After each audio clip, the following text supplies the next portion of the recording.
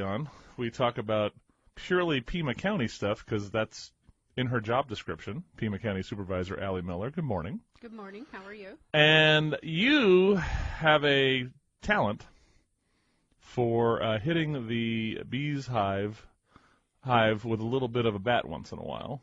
Apparently. And this, well, first, good morning, Allie Miller. Good morning. I have spent a lot of time on the phone with Right. apparently a lot of bees running around. It's true. Yeah.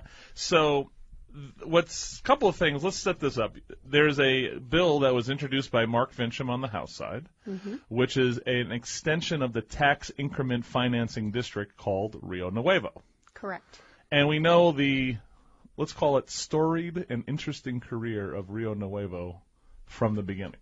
Right. Exactly. All right. Yeah. I mean, And it isn't like I haven't looked at millerRioNuevo before. I don't know if you remember when we all used to go to the meetings and you fought the hotel, et cetera, et cetera. Yep. So I've got a lot of background on it. I understand a lot of the history.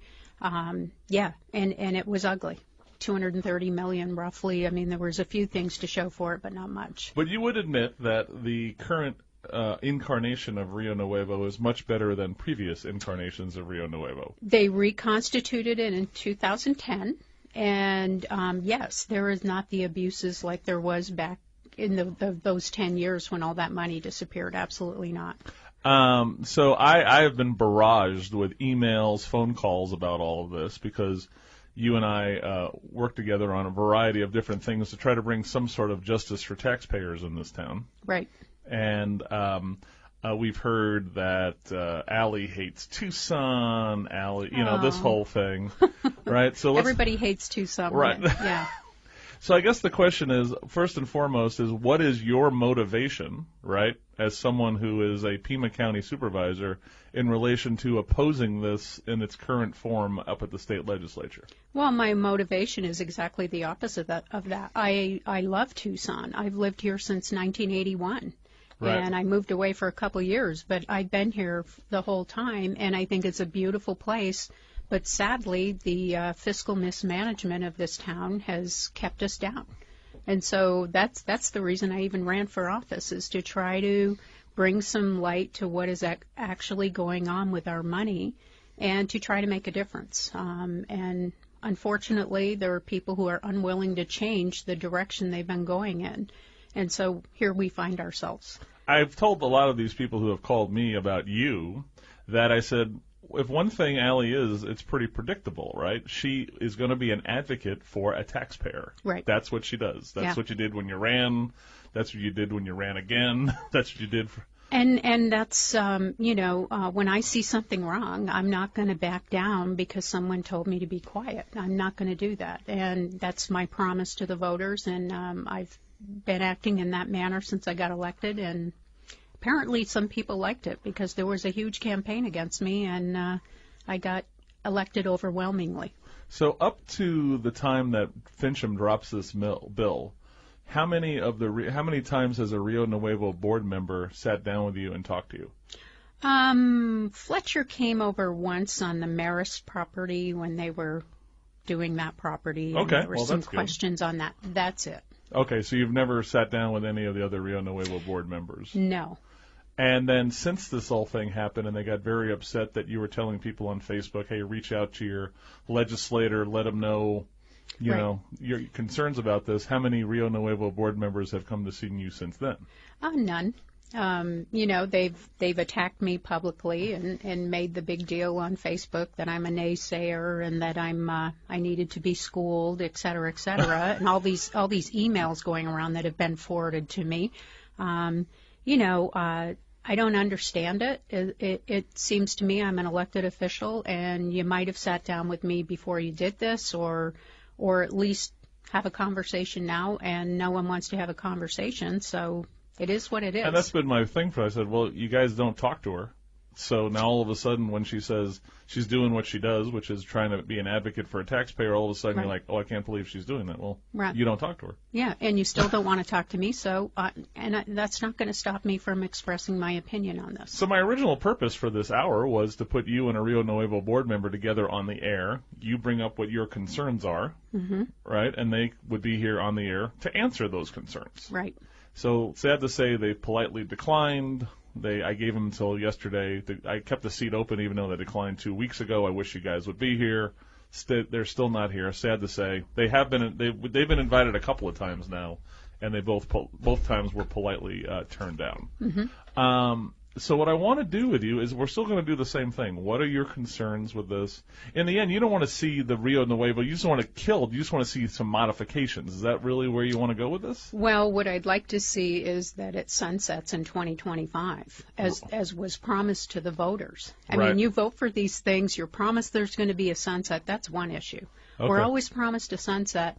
And then it never sunsets. You know, the school bonds, et cetera, they always come back and want a budget override. And I think it's time that we start honoring our promises to the taxpayers, especially in this case, and as it relates to the prior board and what they did, and then what I see coming down the road with this board. So I believe it needs to be done. I do not believe in taxpayer subsidies for business. I think that's well documented. Yeah. I think, you know, within the law, what we can do, that's great. You know, Marana offers some incentives the way that is not in violation of the Constitution, and they've done that, and they're doing extremely well without offering these huge incentives. And so that's something that just to my core of my being, I'm not a socialist. Gotcha. I don't believe in the government owning what I believe should be private sector commercial buildings, et cetera, et cetera. So there is a basis in my whole thought process. 7:19 in the morning, you're on the Wake Up Tucson show. We're doing a Rio Nuevo TIF extension forum with one of the invited folks. I got an empty chair here. Now, one last question, because I was asking if anyone from Rio Nuevo ever talked to you before or after. They said Fletcher's come to talk to you once about the Maris property, but I think that was about a year ago, something like that. So the other thing, I was just looking through the list of some of these expenditures off of their website, right? Yes. And this is, so Jonathan Payton, who's a lobbyist now, over 5 years we've paid him $287,000 for lobbying. Yeah, it's about 4 years, but yes, $287,000 for lobbying. All right, $287,000 for Jonathan. Now, has the lobbyist, has he come to see you? No. To at least, what? No, he did not come to see me. And one of the reasons you hired Jonathan Payton is that he's a Republican, right? I don't know, but I assume so. And Jonathan, well, he used to be. He did sit on that board at one point. I don't know if you remember. Jonathan was on there. Really? Yes. Jonathan Payton was on there for a very short period of time. But my thing is that, so he's a Republican and you're a Republican. That's why they hired him, because they want to have Jonathan work over Republicans. And even Jonathan, for his $287,000, hasn't come to see you and go, hey, Allie, this is why we do these things. No. And that's apparently they've had tours of what they've done, and they apparently invited legislators. But my question to the legislators, and I guess we'll get into this, is did you look at the performance audit? Right. That was done at your behest. It was done in end of 2016. And it was for the House Speaker, for the Senate President, and for the Governor. Okay. Yeah. Let's just start going down. Let's just go down the list of what are your concerns with extending the TIF of Rio Nuevo as it's propositioned in the bill or as it exists right now. Okay. One of the first things that caught my attention was that, as in the past, and this is in the audit, the key component of this TIF district is the Tucson Community Center. Right. And that requires investment to get that up to speed and get it to be competitive, nationally competitive. According to this audit that was done in submitted in October of 2016, they still are either dead last or second to last in, they did a market analysis of all these convention centers across the country. If you want to find it, if you go to the RioNuevo website, you go to the bottom right of the first page. Yeah, under documents. Under And you'll documents. see 2016 performance audit. And this is the one that was submitted to Fletcher, Governor Ducey, and then the Senate President and the Speaker of the House. Right. Okay. Yeah. So, and TCC, since they're ranked last, I mean, that's one of the key components that they're supposed to be focused on, right? And they spend, I think, about $8.5 million, but that doesn't bring it up to a nationally competitive convention center. Well, I guess the defense on that would be, of course, is that when you're dead last and you put $8 million into a property like that, I can give them a little bit of thing because it might take a little time to get to nationally competitive. Right, but this has been since 2010. They've had it for 8 years. Okay. 8 years they've had control of this current reconstituted board. This previous audit in 2013 said the same thing. And they seem to be finding money to invest in, incentives for hotels, parking garages, etc. But this asset is, again, taking the back seat. So that's a concern. They have done some good things. The city of Tucson is leasing it back from RioNuevo, a little over $1 million a year. Right. And it is losing money. The revenues increased, but so did the expenses. So it is losing money. And I would like to point to, look at the Phoenix Convention Center, which is also losing money. And they have 1,000 hotel rooms right there. They just had to sell that hotel for, I think it was $300 million. Right, because the city of Phoenix actually owned it. Yes, they actually made the mistake of going down that road of owning the hotels and owning the convention center. And their convention center with 1,000 hotel rooms, and I believe that hotel is connected right there, is still losing money. So I think this whole thought process that this is the convention center is what's going to bring people in and we're going to make a lot of money. Now, they are making progress. Like I said, they increased revenues, but so did expenses increase. So it's very concerning. The city of Tucson is subsidizing just this last fiscal year $2.3 million, and then they pay about $1.3 million in rent payments. So that's $3.5 million. The biggest increase of anything I see is the idea that the Roadrunner hockey team plays there. Right. They have an anchor tenant now. Yes. I know that the SMG guys who manage it, okay, and they're a national company, they're having trouble booking that because they said they want to have more concerts, right? Right. Because we can't always just have, we always hang our hat on Elton John every 7 years, okay? All right? But what they're hitting is that the income demographic in Tucson is so bad, right? That, the idea that you're going to have this act come there and sell so many tickets at so much, it's a difficult thing. Exactly. So. And that's my concern about the Tucson Convention Center is, number one, the investment hasn't been made. And then if you get to on the executive summary of this, they talk about the fact that they estimate that the needs at the TCC, along with some incentives for adjacent hotels, will cost $100 million or more. And this audit was done at the end of 2016. That's when it was presented. Putting money into that convention center, no matter how you do it, is a black hole loser. Yeah. And that's the problem, is that they made that. Someone in the past made that their priority, the TCC. But I think Fletcher and the crew know it's a loser. Yeah. They need to do the deal that the TCC isn't their priority, probably.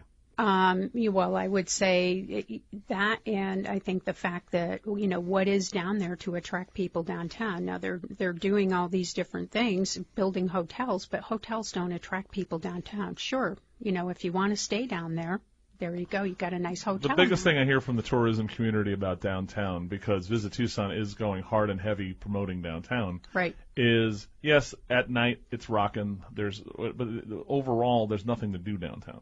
Right. That's the biggest concern, right? The Children's Museum is not really that kind of entity. The Tucson Museum of Art is great, but that's like, okay, I did it. That takes you 5 minutes to go through. I don't know about 5, yeah, but it's a good museum. But I'm just saying that's an afternoon. What else you got for me? Right. And that's part of the problem. And they're putting There's no retail either. No. Margot just went out of business, so retail just got dropped by half. Right, and restaurants come and go. As new restaurants come in, older ones close. Yep. And that is the concern. And they're also talking about, there was an article in the paper about loaning money to a person who has restaurants downtown already, opening 3 more. And then that gets into the question of, was it a fair process? Did anybody have the option of getting involved? Now, I don't know if it was or not, but I'm just saying those are questions I have. I had a meeting with someone yesterday who's he lives on the east side, huge downtowner, loves everything that's going on there. But as he started telling me this, I was sitting there going, we talk about what's there to do. And he tried to compare it to other downtowns, and I said, they have shopping. We don't have shopping. That's one of our biggest problems. Cultural events, that kind of thing. You know, I don't know how long. I'm just telling you, we're hanging up by our thread the retail side over there. I mean, think about Buffalo Exchange. Right. Used to be downtown. It and did. Even Kirsten couldn't put up with not making any money down there, and she has how many stores across the country? Mm-hmm. So if someone who's a locally grown business like Buffalo Exchange, with all the money that they make behind on other stores, they don't want to do downtown. I'm just saying that's part of the mix. That's the problem. Right. And the other thing is, you know, all of the homelessness, all of the poverty that we have that is not being addressed. And we still have that. We've got to address that. You know, it gets back to going to the core services first, which is why I'm against reauthorizing this. I think these monies, you know, we need to let it play out, let the debt get paid back, because they're $70 million in debt. Let's talk about that when we come back to the break. You didn't like the traffic music? That's why we had Ed transfer to the helicopter sound instead of the traffic music. Oh, is that the reason? Yeah. Okay, well, I apologize, and I will try to do better. You are forgiven. 7:33 in the morning, Allie Miller, Christy Simone. So you wanted to talk, we were talking about RioNuevo TIF extension. It passed the House. Yes, it did. Okay, it's going to the Senate. I don't know when. I don't know when it's going to be heard. I believe yesterday I looked, and it was not yet scheduled. Okay. So we'll see what happens.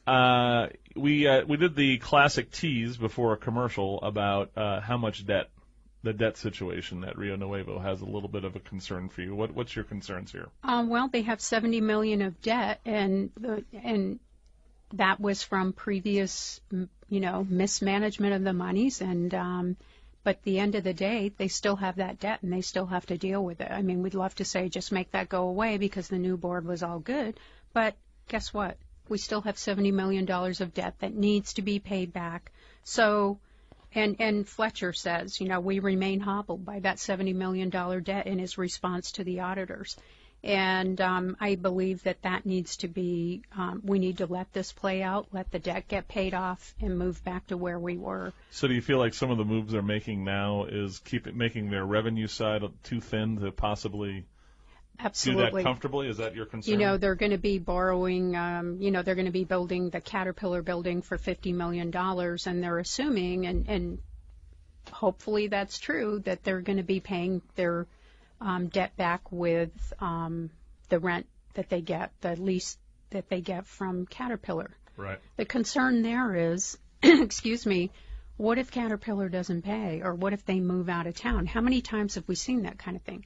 Now, if they want to help Caterpillar, why isn't everybody out there cheering for the opening of Rosemont Copper? Because we know that's a big revenue source for Caterpillar, is to make sure that they're able to sell that equipment and they're making money and they're moving forward. I don't hear anything from these guys, and a friend of mine in the mining industry I was talking to yesterday, and he pointed that out. He goes, they're not out there cheering on the mine. Chuck Huckleberry, the city of Tucson, they're all against the mine.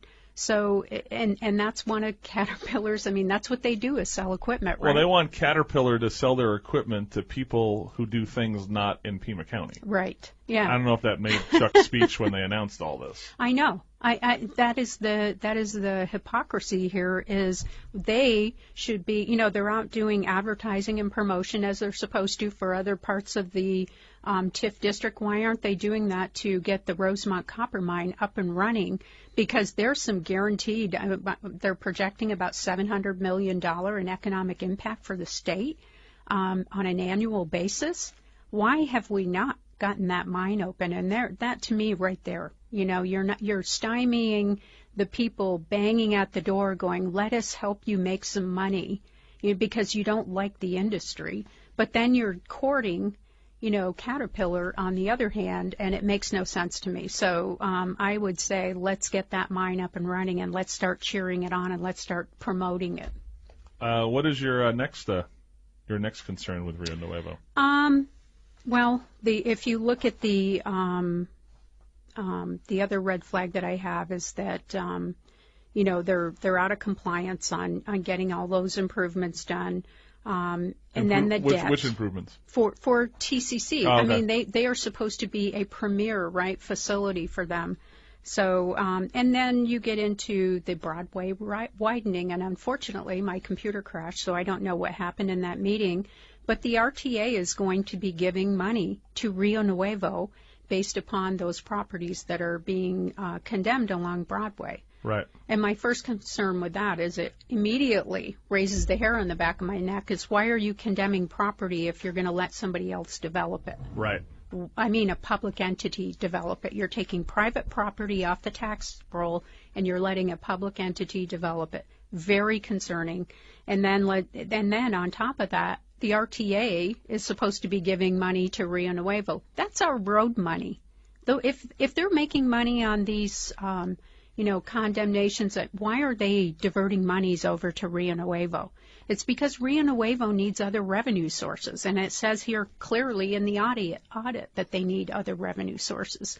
And as long as we're going to end up, let's get RTA, let's get City of Tucson, Pima County on these various deals, and we're ending up hurting the taxpayer in the long run. And we're not going to build a sustainable economy. That is, as long as you have government subsidies. The widening of Broadway is Right. causing the condemnation of businesses. Part of it is the road's getting too close to them. Part of it's eliminating parking, which also puts them out of code in the city of Tucson in relation to the parking spaces for their kind of business. You could modify the business type that goes in there. So what you're saying is, so what's the plan here? What do they want to? Well, based on the video that I watched of Fletcher McCusker testifying before the legislature, he talked about how they're going to, build some replacements for these businesses. And number one, why are you taking it away from the private sector? But let's leave that aside. And then he's going to lease them to various businesses. And then I get back to who is chosen and how. And then he talked about, well, and at the end of the lease, we'll allow them to buy it back. For what, $10? We don't know because the lease, that isn't even up on the website. And the majority of the hotels that I looked at, their leases are not up there. There was one I found. And you start looking at the terms and you go, well, this is going to be difficult. That before we start making any money off this, it's going to be a long, long time. And so the long-term solvency is one of the biggest concerns I have, and it is also one of the biggest concerns of the auditors. They talked about it, and it's on page 16 of the audit. I don't know if you want to look at it, but I can read it to you. Sure. The district has budgeted the construction of the Caterpillar surface mining complex for 2020, and you see that $50 million debt, bonding, or however they're going to fund this. Currently, the district plans to finance the construction of Caterpillar in the amount of $50 million in 2020, and they say that the district's financial position in 2020 would not be sufficient to maintain solvency and cover the cost of construction.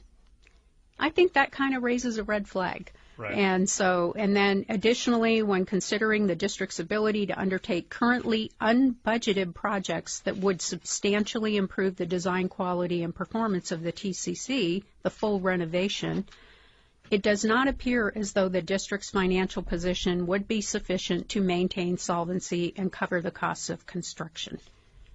I mean, what part of this are people not concerned about? And this is with their existing TIF revenues, and though if you look at the projections, they're not projected to be increasing much. They're about $12 million a year, and current debt service is about $9.5 million a year. So, when you start looking at the finances, you start questioning this, and extending it to 2035, in my opinion, is just extending the inevitable, because eventually we're going to end up right back here. And there's no guarantee that we're going to keep these these individuals here, these hotels, hopefully things start booming down there, but we don't know that. What are some of the deals that they've done so far?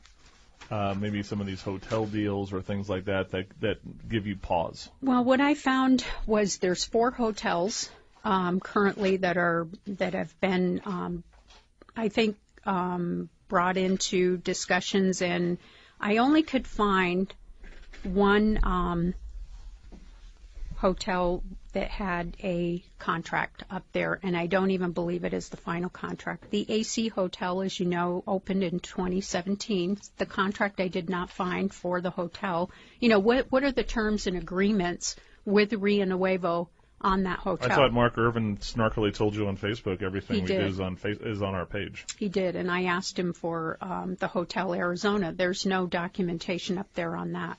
And it's come out that they've struck a deal with the Hotel Arizona, and they're going to be doing some sort of lease buyback if you read the papers.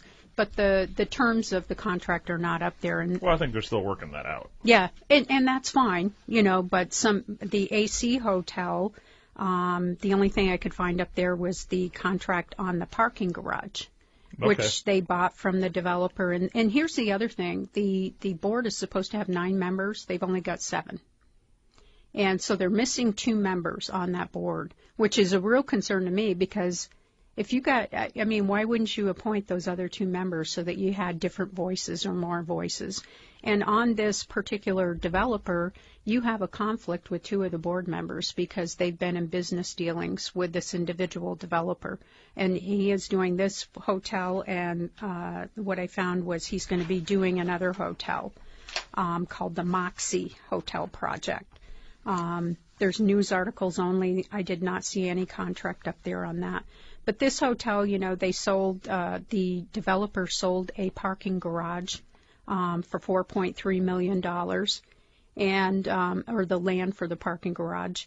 And they've got that parking garage. It's 200 spaces, and what will happen initially is it'll be leased back to the developer. He's going to invest in the hotel, and then so again, I don't have any of the terms of what kind of incentives, et cetera, he gets on the hotel.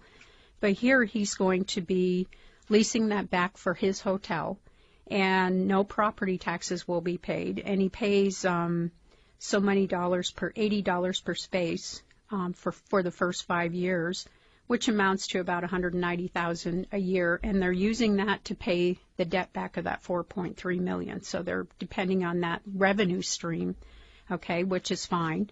And then he has 4 or 5 year option for 4 or 5 year renewals, and so no property taxes. They're going to allow him to purchase it back, and they're going to decrease that by 50% of the minimum rent that he's required to pay every year. So he ends up being able to purchase that parking garage back at a discount. And the revenue stream, I'm assuming 80% full on his parking garage. He'll make something around $2 million in revenues for that parking garage. So you end up looking at, who's making the money here, and it's the developers. And I get it. But it should be some sort of, with all these incentives, you've got to make sure the taxpayers are getting some sort of return. And they're saying economic stimulus, everything's going to be booming. We don't know that's going to happen, and that's the biggest concern that I have. There's the Moxie Hotel. That's another one done by the same developer. There is not any contract up on that one, the Hotel Arizona. The Caliber Hotel, there is. And that one was interesting. It's a developer out of Scottsdale. He's doing some improvements on the Hilton on the east side. Yep. So he's going to build this hotel. This is the one on the east side of the Tucson Community Center. Okay. And a restaurant and coffee shop, and what did I say, 110 rooms? 125 rooms. And the district is going to convey those premises to the developer via special deed with a reversionary interest. So if he doesn't do something within 3 years, they get it back. That's a good thing. Then after 3 years, and he opens the hotel, they have, he's going to be, a GPLIT is going to be in place, government property lease excise tax, because it is government owned. So the, they get some relief for property taxes via GPLITs. So the developer's going to operate and manage the hotel, pay all the expenses, but then you start getting down into they're going to be rebated all of the sales taxes that are generated by the project. They're also going to be given any fees generated by the project in terms of these incremental TIF funding. So that, and you cannot tell how much money that will be, except that there is a minimum rebate of $2.5 million over the lifetime of the project. They're going to give him 75 parking spaces adjacent to the hotel at zero cost for the first 5 years. And then they've got to figure out how they're going to do the parking. And Fletcher McCusker estimates parking garages are really expensive, $15,000 to $20,000 per space. Then the district has to provide marketing support. Don't know the cost of that. Interesting. Access to the TCC. That's fine. They're going to assist in obtaining relief from the city of Tucson for permits and construction sales taxes. There's no estimate of what kind of relief they're going to get there. And they're going to get an excise tax abatement under that GPLIT. And the maximum number of years now, I don't know if you know, they just passed, is 8 years. But he could be paying no government property lease excise tax if they give him an 8-year abatement. It did not say in the contract whether that happened or not, but that was one of the terms in this. This didn't appear to be the finalized contract. And then also if the city or the bondholder withholds approval of the project, the district will have to pay the developer 50% of his initial investment. All right, so before we get to the last line of this, I just want to make sure, and then we got to go to break. Okay. 25 years triple net GPLET, so that means part of their taxes they won't have to pay, correct? If they get full abatement for the full 8 years, they'll be paying nothing. Okay, so there's a possibility so 8 years pay no taxes. Okay, then they'll rebate TPT funds on sales taxes. Sales taxes and TIF, extra revenues generated under the TIF, and I don't know, there was no amount or how they calculated that. And then you have minimum rebate of $2.5 million of sales taxes. Yes, $2.5 million is that combination of that's the minimum. 75 parking spaces at zero cost to the developer. The RioNuevo would pay for marketing or provide marketing support. Mm-hmm. And then possibly get relief from the city of Tucson. We'll never know if that'll happen. So kind of the idea is they get all of that sweetness for this deal for 125 rooms. Yes. That they're going to – so I've had a couple of my hotel guys talk about the cost of some of these hotels that literally they're building them to go out of business. Well, and then – because the market's not – there's nothing here to support more hotel rooms. That's the scary thing. And you don't know what the terms are on the hotel itself. Are they, what kind of terms, what kind of investment? And then at the end of the 25 years, or is it, I assume it's at the end of the 25 years. Yes. The developer can purchase the hotel from RioNuevo for how much? They get it for $1,000, but they are investing in the hotel. We just don't know how much or what it is. Gotcha. But this, the parking spaces, I'm assuming those are included in that $1,000. Yep. And so, there's the details are a little thin. Yep. So you can't tell exactly. And like I said, this appeared to be a preliminary contract, but if it's the final contract, a lot is left to interpretation because you don't know. But, you start looking at this and you're going, there's a whole lot of, incentives being provided, but are we going to get that economic impact that we're expecting? I hope it happens, but end of the day, we've gone down this road before. And with this, again, getting back to the situation in the county and the city, what are we, the 8th poorest city in the country? We're leading on poverty. We're one of the leaders in poverty. Yes, and this is just more subsidy, and we can't afford it. That's my biggest concern. We can't continue down this road and hope that they'll come. We've got to start focusing on the core services, the basics, and let the private sector work. What about the poor schmuck that invested a whole lot of money in office buildings or they're going to be competing with these guys. There's another deal that the county's doing with them to build I think it's 20-story office building. We'll have to talk about that when we come back. So hold on, pajamas. And you haven't been able to record our show for Pima County, so I just want to give you a warning because this is how courteous I am. Allie's going to hold over the top of the hour, and we're going to talk about some Pima County road stuff with the legislature when we come back after Tom's news. So get out of your Yoda pajamas and get ready to press the button at about 8:07. One of my real estate guys in town called me up, who is kind of in agreement with you on a lot of this stuff in relation. He doesn't want to see RioNuevo killed. He just wants to see it modified.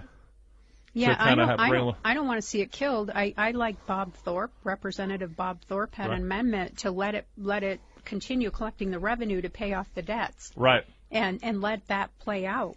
And so I think he was exactly right, and I fully supported Representative Thorpe's amendment.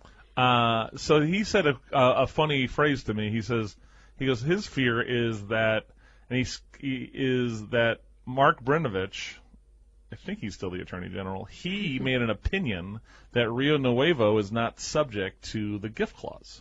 Right, and I think that's an opinion.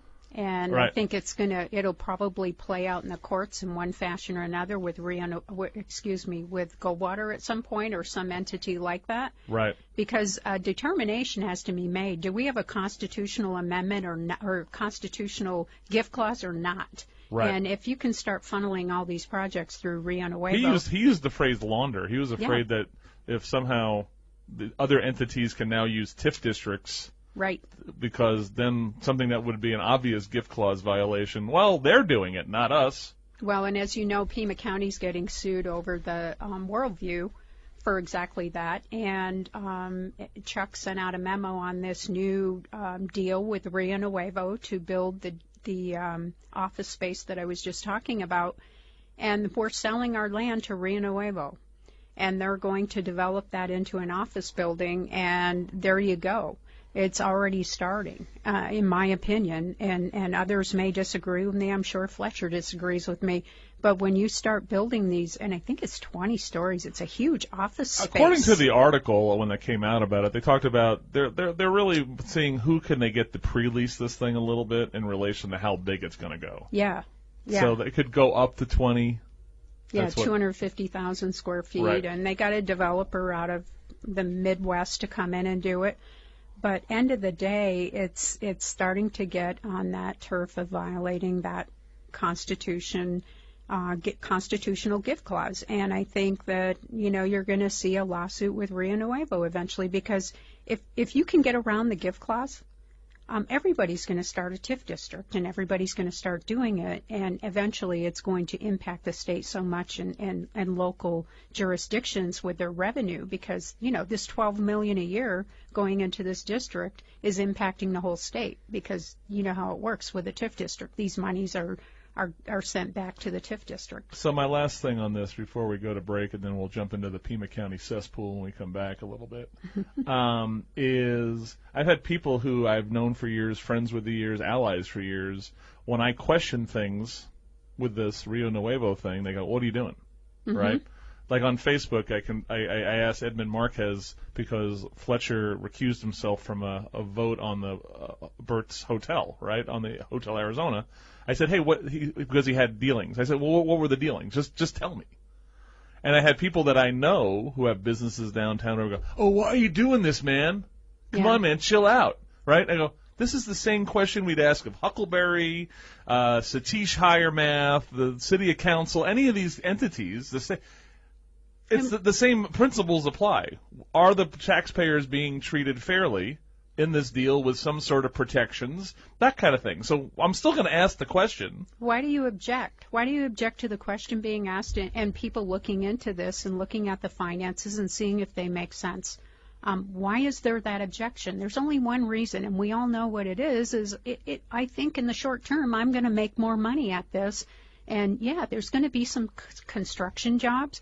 It's a short term. It's just like the stimulus. It only lasts for a minute, and then it's over, and then, oops, who's going to maintain it? Who's going to do all of the things that the private sector has to do? And it's going to be the taxpayers that end up funding all of this. So. All right. Well, Allie, thanks for being out there on this. Sure. When we come back, we're going to talk about Pima County roads and a couple other things before we let Allie go. So it's Tom Fairbanks is coming up with the award-winning news team. You're on KVOI. Always look on the right side of life. Intelligent Talk 24/7. AM 1030, KVOI, Cortero, Tucson. On the web at KVOI.